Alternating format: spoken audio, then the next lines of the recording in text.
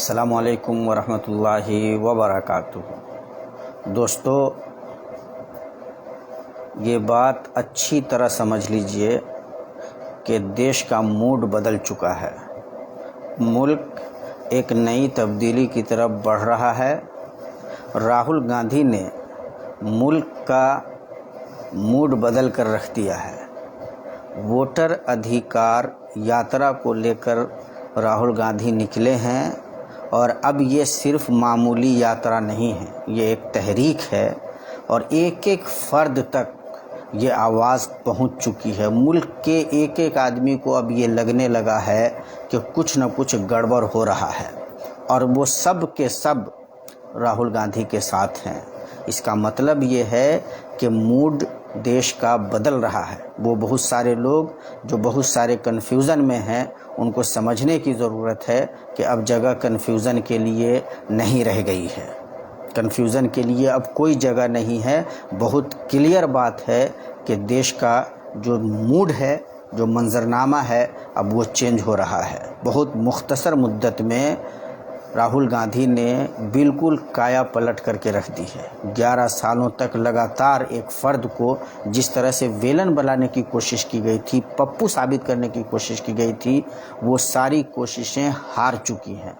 बरवक्त सच्चाई ये है कि राहुल गांधी एक ऐसे लीडर के तौर पर उभर चुके हैं जिन पे लोगों को विश्वास हो रहा है। लोगों को लग रहा है कि ये मुल्क के लिए लड़ने वाला आदमी है, ये एक एक फ़र्द के लिए काम करने वाला आदमी है और ये देश को ऊंचाइयों से हमकिनार कर सकता है। मेरे लिए ज़ाती तौर पे जो इत्मीनान बख्श बात है वो ये है कि नेहरू गांधी फैमिली से ताल्लुक़ रखने वाला ये पॉलिटिशियन, ये नेता अपने नज़रियात में बहुत अच्छा है, बहुत क्लियर है, शफ़ाफ़ इरादे का आदमी है। इसकी जो आइडियोलॉजी है सेकुलर आइडियोलॉजी है, डेमोक्रेटिक सेटअप पे विश्वास रखता है। ये देश के जो इंस्टीट्यूशंस हैं, जो कॉन्स्टिट्यूशनल इंस्टीट्यूशंस हैं, उनको मजबूत करने का काम करेगा। यानी जो डेमोक्रेटिक सेटअप है उसको मजबूत करेगा और डेमोक्रेटिक सेटअप के मजबूत होने का मतलब ये है कि देश के लोगों के लिए जस्टिस को पाना निस्बतन आसान होगा, लोग तरक्की कर पाएंगे और ये जो हेजेमनी होती है चंद लोगों की, उस हेजेमनी के लिए जगह नहीं रहेगी, लोग आगे बढ़ पाएंगे, गरीबों को मौका मिलेगा और हर तरह के, हर वर्ग के, हर तबके के लोगों के लिए राह खुलेगी। ये बहुत अच्छी बात है। दूसरी एक अहम बात जो है वो ये है कि ये नफ़रत पे विश्वास नहीं करता।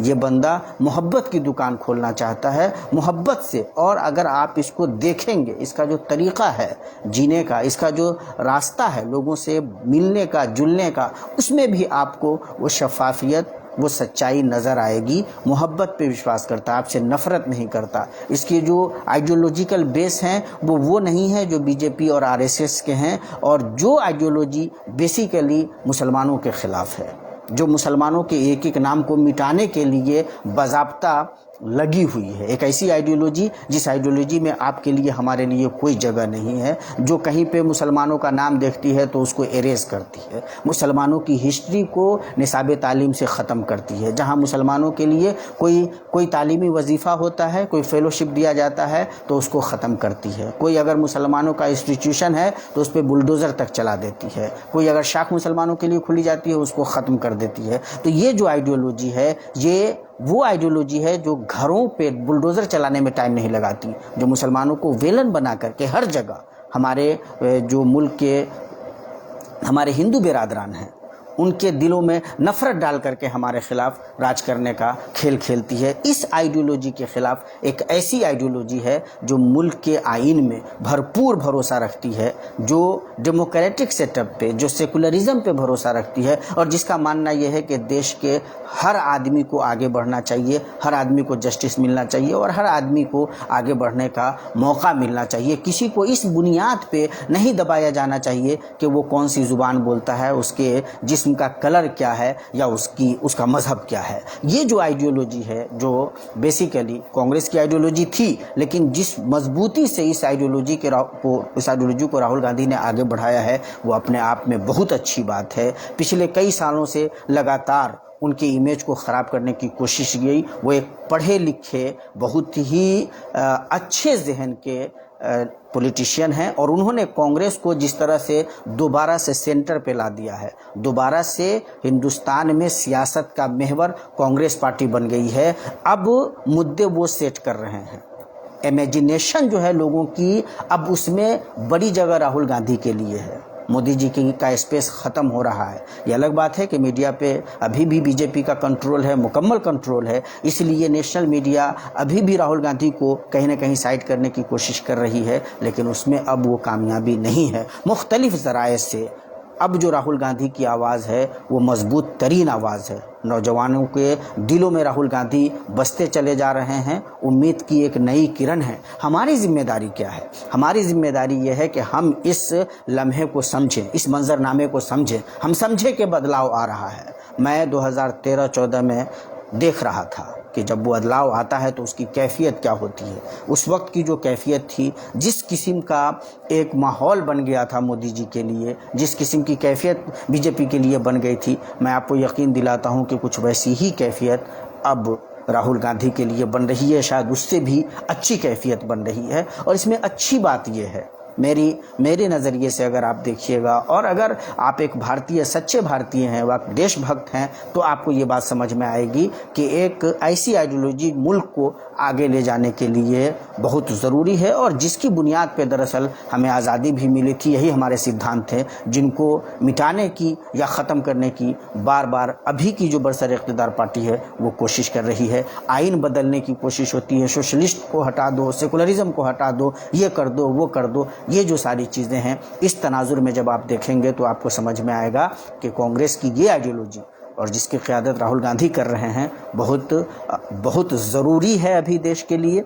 ऐसे लम्हे में जब बिहार में वो अपनी यात्रा निकाल रहे हैं, लोगों से मिल रहे हैं, जा रहे हैं, हमें कोशिश करनी चाहिए कि हम इस आइडियोलॉजी को मजबूत करेंगे, इन लोगों का साथ देंगे और वो तमाम ताकतें जो कहीं न कहीं इन्हें कमज़ोर करने के लिए या इस तरह की अच्छी आइडियोलॉजी को जो कंप्रहेंसिव है, सबको साथ लेकर चलने की में विश्वास रखती है, सबके लिए इस बात को इंश्योर करना चाहती है कि उन्हें उनका हक मिले। ऐसी आइडियोलॉजी के ख़िलाफ़ जो लोग भी हैं, हर चंद के बज़ाहिर वो सेकुलर नज़र आते हों, तो आपकी ज़िम्मेदारी ये है, हमारी ज़िम्मेदारी ये है कि हम इस आइडियोलॉजी को मजबूत करें और ऐसे तमाम लोगों को थोड़ी देर के लिए दूर रखें। एक मौका आया हुआ है, इस मौके को ज़ाय नहीं जाने दिया जाना चाहिए। हमें भी ये कोशिश करनी चाहिए कि हम भी अपना अच्छा योगदान दें।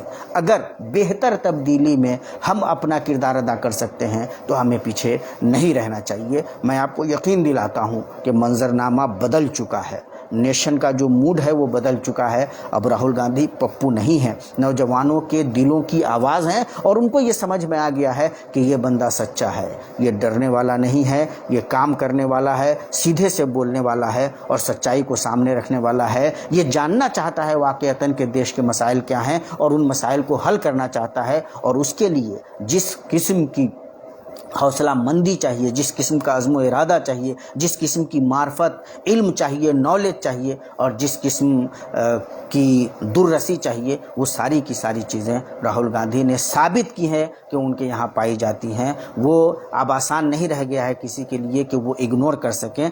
एक नई कांग्रेस है और उम्मीद है कि इस नई कांग्रेस से देश का फ़ायदा होगा, तमाम तबकात का फ़ायदा होगा और हम मुसलमानों को जिस तरह से लगातार प्रताड़ित करने की जिस तरह से हमें प्रताड़ित करने की कोशिश की गई है, जिस तरह से हमारे ख़िलाफ़ अब तक हमें वेलन बना करके एक बिल्कुल नैरेटिव सेट करके हमें देश के ऊपर एक बोझ बना करके और जिस तरह से हमारे ख़िलाफ़ सब कुछ किया गया है, उसको ख़त्म तो पूरे तौर पर करना इतना आसान नहीं है, लेकिन उसको उस नैरेटिव को कमज़ोर करने का बहरहाल एक मौका हमारे हाथ में आ सकता है। हमारे लिए भी ये मौका है कि हम देश को अच्छी तरह से समझने की भी कोशिश करें और देश को बेहतर बनाने में अपना योगदान दें। मैं समझता हूँ कि अभी महागठबंधन को मजबूत करने का वक्त है, उसके इस योगदान को समझने का वक्त है और उसके साथ खड़े होने का वक्त है। आप यकीन जान लीजिए कि आज की दुनिया में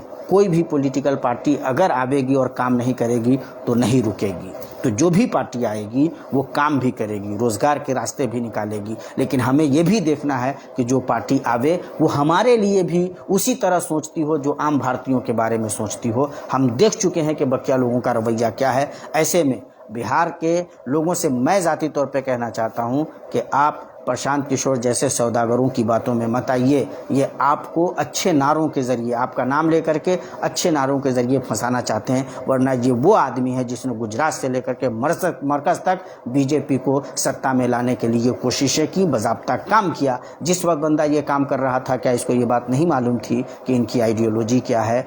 इनकी आइडियोलॉजी बेसिकली हमारे खिलाफ है और इसमें कोई दो राय नहीं है, इसमें किसी किस्म का कोई कन्फ्यूज़न नहीं है। ये बिल्कुल सामने आईना की तरह सामने है, बिल्कुल सच्चाई बिल्कुल वाज़ेह है। इसमें किसी किस्म की किसी दलील की भी ज़रूरत नहीं है। और वो आदमी अब आकर के कहता है कि हम आपको बीजेपी से बचाएंगे, मुसलमान अगर हमको वोट कर दें तो हम उन्हें बीजेपी से बचा देंगे। तो हमसे ज़्यादा बड़ा नादान कौन हो सकता है? तो अच्छी तरह समझ लीजिए, उनके पास कोई स्पेस नहीं है, कोई बेस नहीं है। हम अगर उनकी तरफ जाते हैं तो अपने आप को कमज़ोर करेंगे। इसी तरह जो एनडीए के दूसरे उनके दल हैं जो अपने आप को कहते हैं कि वो सेकुलर हैं, उनसे सवाल कीजिए कि इन पूरे 10-11 सालों में आपके ख़िलाफ़ जो भी फैसले हुए उनका किरदार क्या था।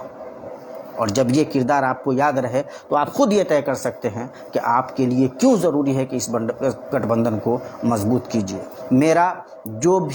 मेरी रीडिंग है पॉलिटिकल स्पेस की, जो मंजरनामा को पढ़ने की मेरी थोड़ी बहुत सलाहियत है, उसकी रोशनी में मैं यकीन से ये बात कह सकता हूँ कि मंजरनामा बदल चुका है, सूरत हाल तब्दील हो चुकी है, नेशन का मूड बदल रहा है और वक्त अब राहुल गांधी का शुरू हो रहा है। हमें अपना अच्छा किरदार अदा करने की बगैर किसी हंगामे के कोशिश करनी चाहिए। अस्सलामु अलैकुम व रहमतुल्लाहि व बरकातहू।